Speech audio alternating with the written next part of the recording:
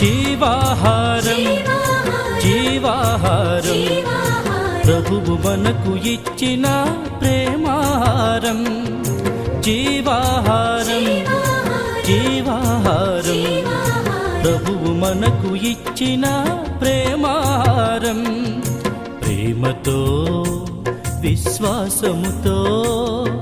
స్వీకరించరారండి భక్తులారా ప్రేమతో విశ్వాసముతో